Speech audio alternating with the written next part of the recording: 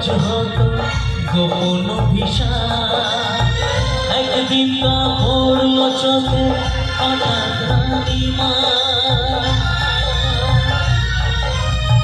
চুপি চুপি রোজ হতো গোপন অভিশাপ।